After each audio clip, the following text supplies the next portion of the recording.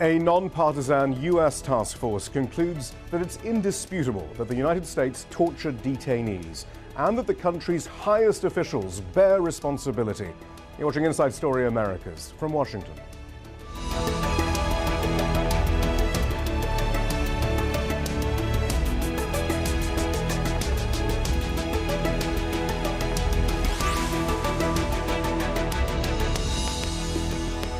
Hello, I'm Shihab Ratansi. The comprehensive 560-page study into U.S. interrogation and detention programs after 9/11 was produced by an 11-member panel convened by a group called the Constitution Project. It was led by a former Republican and member of George W. Bush's cabinet and a former Democrat congressman. The report will make uncomfortable reading for members of both the George W. Bush and Obama administrations.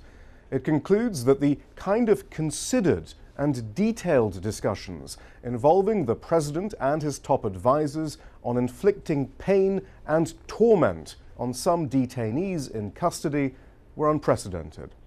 What's more, the task force found no firm or persuasive evidence that torture produced valuable information and that the policy damaged the standing of the U.S. The report was undertaken after President Obama refused to support a national commission to investigate the post-9/11 counterterrorism programs.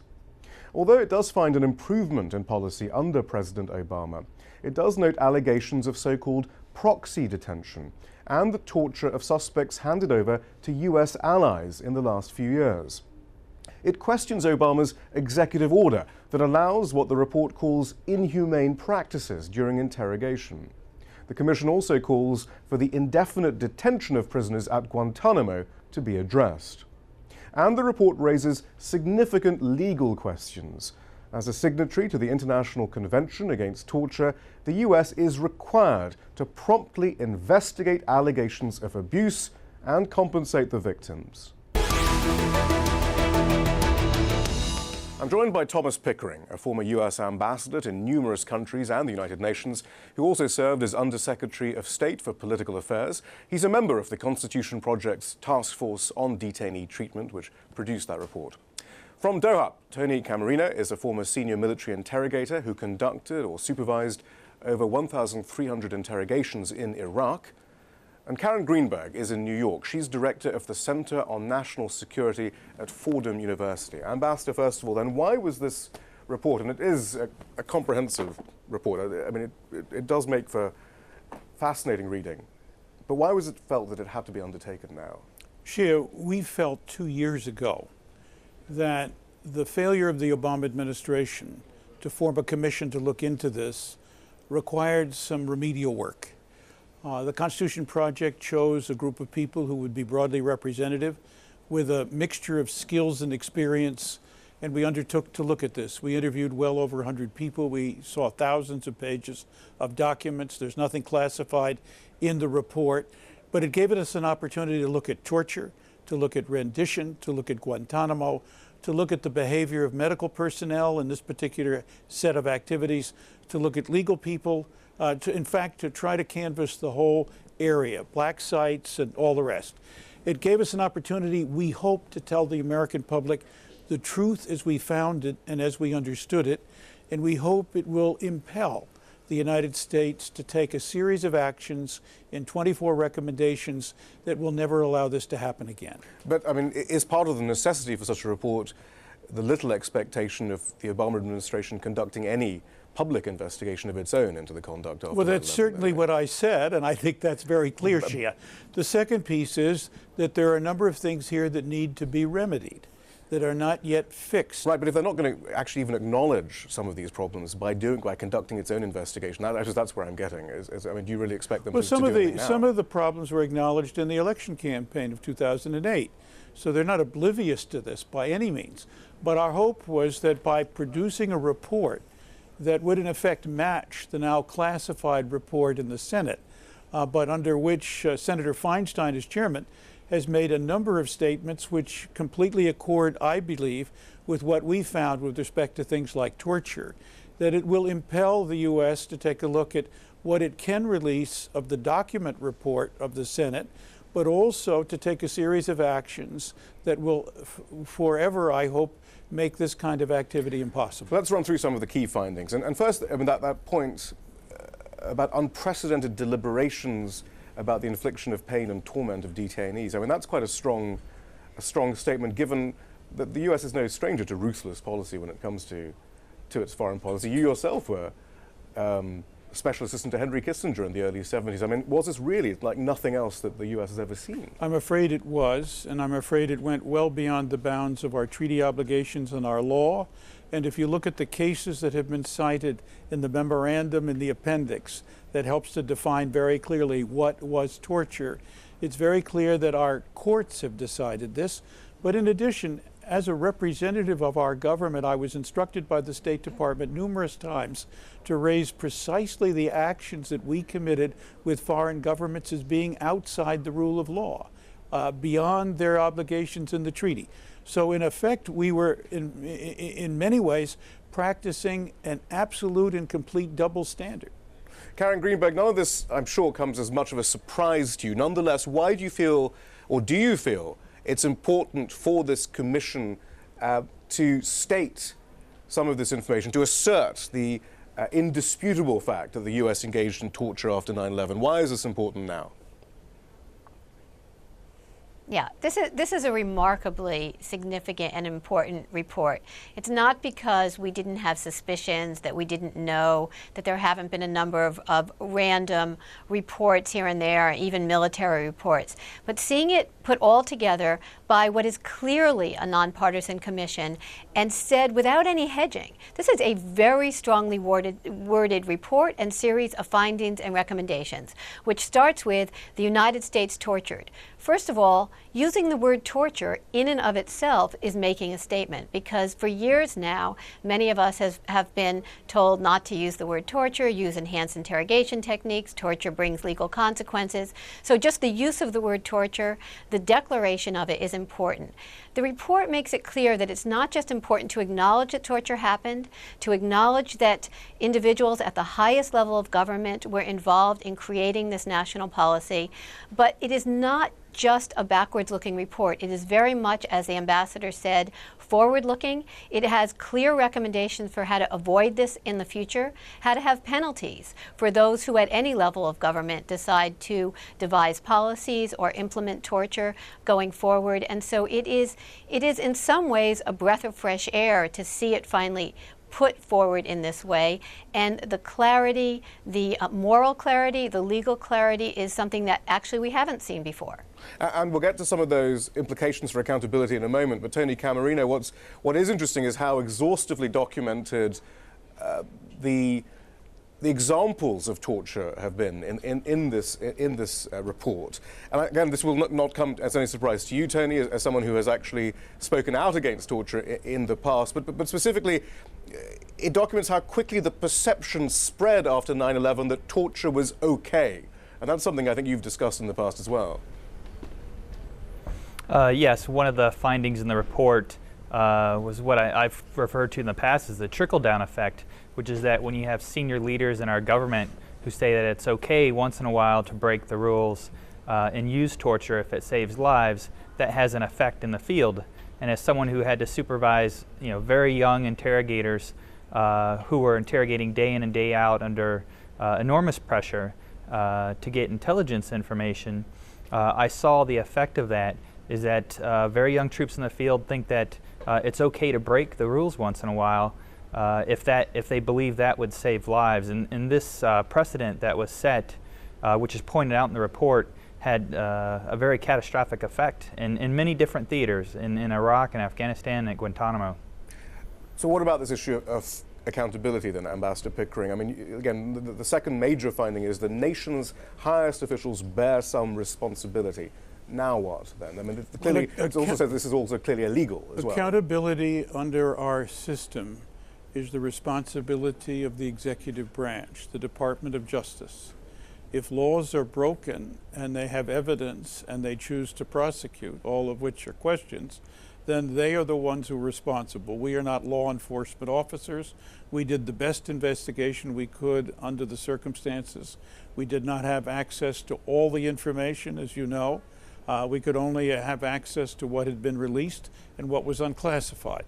Nevertheless, our effort here was to find a way to prevent successive repetitions of what we considered to be, in many cases, outrageous behavior against our principles, against the basis for our Constitution, against everything that our country stood for, and indeed against everything our country had been advocating with other governments. But in that wish for this never to happen again, though, I see recommendations about amending laws so that in the future those conducting interrogations, for example, are in no doubt as to what is acceptable and what isn't. But I don't see any accountability for those who tortured in the past. Because it is not our responsibility to do that. That falls to the Department of Justice. But even a recommendation for a DOJ investigation, then? Well, we have made numerous recommendations for a full U.S. government recommendation, which was the impetus for our undertaking this on our own,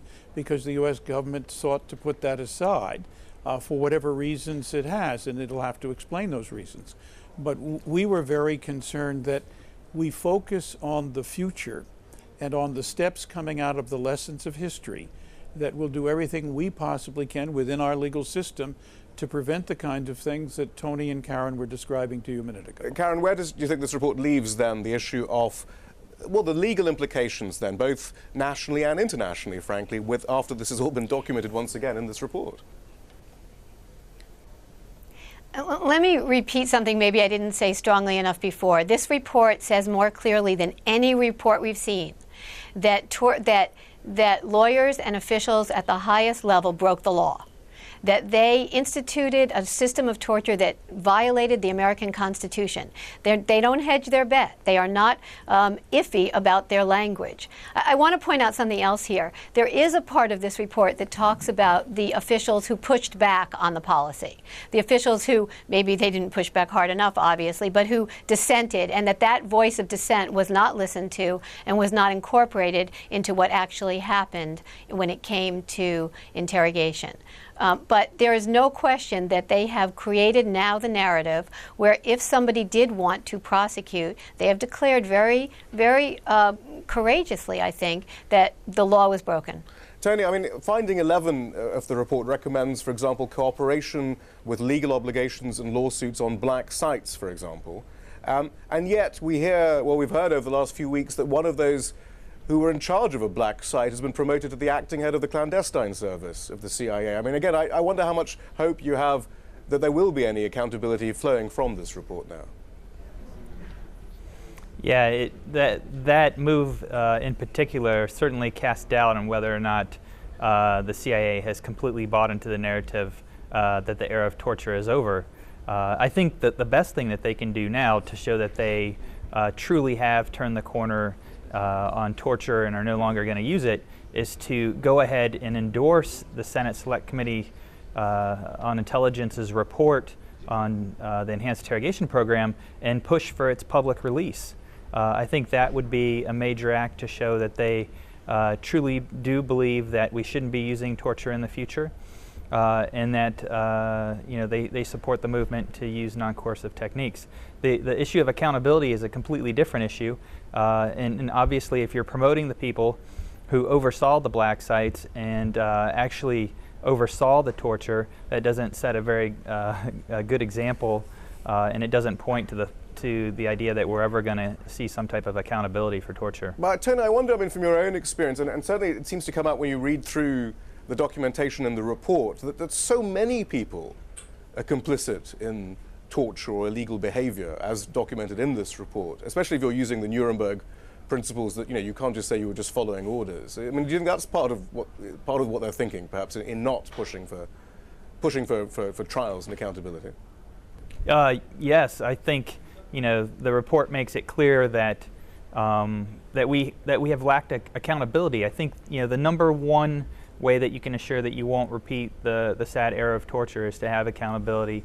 And some of the most senior leaders, both in the military and in this administration on the civilian side, are still in prominent positions teaching, for example, courses on ethics, and have never faced accountability for their actions and their role in the torture that took place. And I'm glad you brought up this issue of ethics, because that's another very interesting section in the report, which moves beyond some of the usual suspects that we've come to accept will be mentioned in any discussion of torture post 9/11. And that's those in the medical and legal fields at the highest levels, according to the report, who should be facing, at the very least, some ethical questions. What do you mean by that, Ambassador? Well, we found that there were people in the medical field who, borrowing survival and evasion courses, in fact attempted to either supervise or justify the use of torture techniques as being perfectly okay.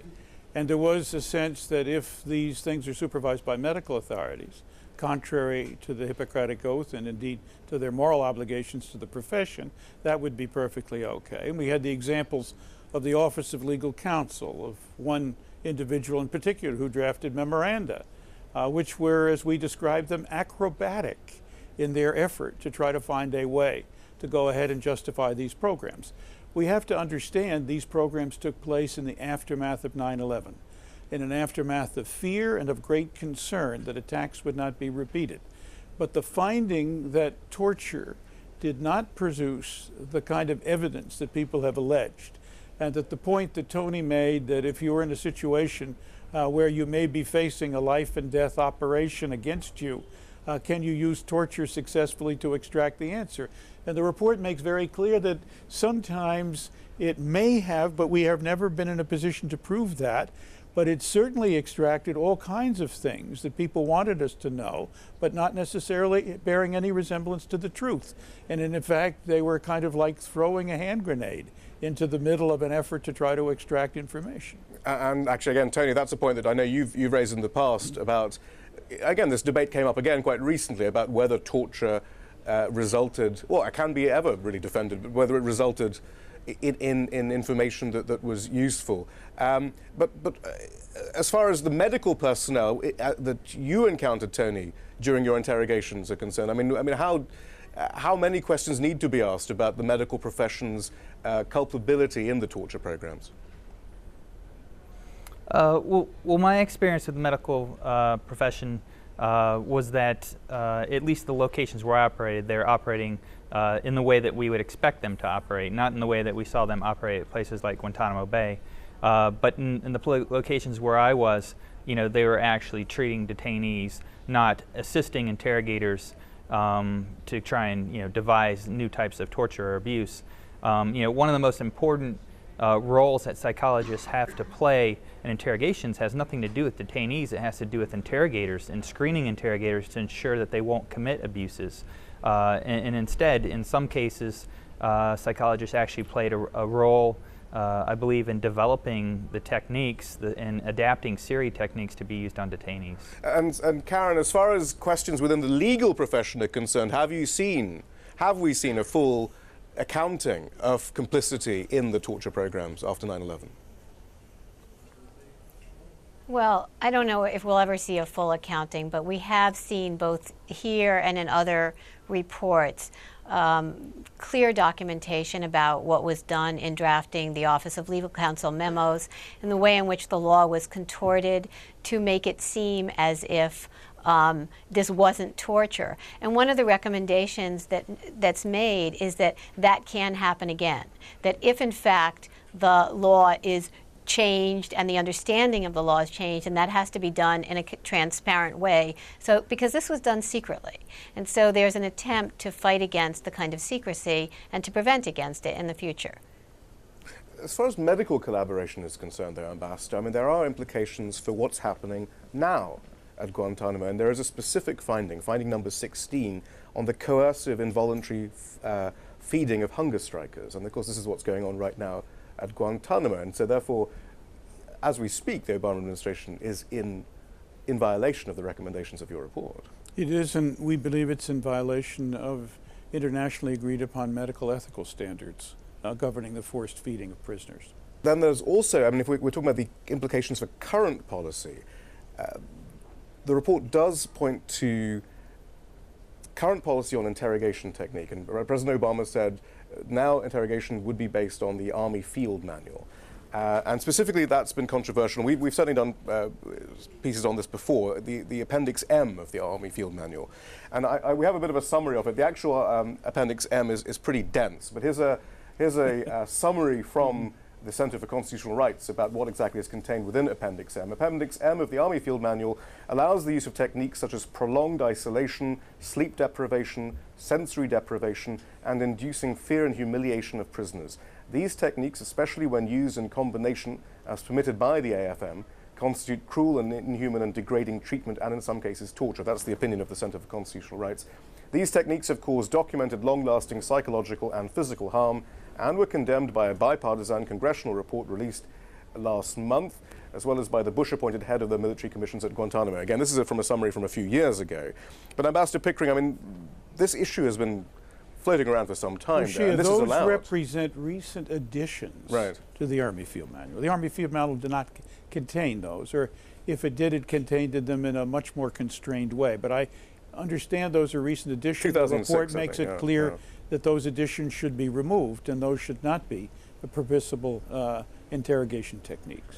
Tony, again, I mean, how often then do you think the boundaries are pushed within the realm of and what's permissible within the Army Field Manual then in interrogation? Do we have any evidence of these sorts of techniques still being used, for example? Well, I've written about this before, is that the way that the Army Field Manual is written now, it allows for interrogators to manipulate the rules to abuse detainees by specifically using sleep deprivation and by using extended solitary confinement. The Appendix M, its intention was to allow detainees to voluntarily separate themselves if they wanted to cooperate with interrogators and not be thrown back in the general population with other detainees who may retaliate against them. But the way that it's being used as currently written often is to put detainees into solitary confinement for extended periods of time. By that I mean more than 1 month, sometimes in cases a couple of months. And that I believe to be a violation of the prohibitions against torture and cruel and inhumane treatment. There are several other issues brought to light in this report which we won't have time to talk about now, but just to quickly mention them, that we have new details then on the torture of Libyans by the US who opposed Gaddafi in an attempt by the US government to curry favor with Gaddafi, which is interesting, I guess, in the context of having more information just last week about the US killing people with drones in Pakistan, I guess, almost as a favor to Pakistan. Also questions for the Red Cross, which why they didn't speak up about the abuses that they saw. What they practice is, of course, that they maintain their approaches confidential. On the other hand, they did speak up in 2 cases here, for which I compliment them, even if it was a breaking of their rules. Right, but they were quite aware that of the abuse at Abu Ghraib, but they didn't actually say anything. Well, they did. They said something to our government about it, but then that was their role. So I don't fault them, and I'm pleased, in fact, that they did say publicly in 2 cases things that they considered important. Well, that leads us to another very important issue: the importance of journalism and whistleblowing, specifically about Abu Ghraib, and the impact that had on policy. And of course, it's this sort of whistleblowing and journalism that the Obama administration, in particular, has been cracking down particularly hard on right now. But again, you sort of document that this, when the allegations of Abu Ghraib were exposed, it really did have a major impact there. It did, and we hope our report will have a major impact. And I believe that there's a difference between leaks and whistleblowing. And I think you ought to be careful about that. We were not trying to inculcate leaks or to pry where we were not supposed to go. We were very careful about that. But we found enough information that a 2-year effort with good lawyers and with hard work could put together a very substantial case and a strong series of recommendations, obviously, about how to stop this in the future. There's a common sentiment, and actually it's repeated by one of the co-chairs in the New York Times, the Republican Asa Hutchinson. He says, quote, "The United States has a historic and unique character, and part of that character is that we do not torture."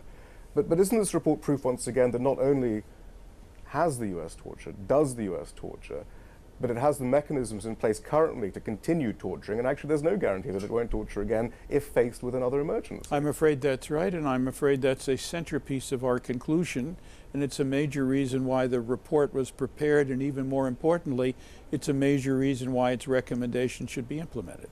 Ambassador Pickering, thank you very much. Tony Camarino, thank you. Karen Greenberg, thank you as well. Thank you. And that's all from the team in Washington, D.C. for now.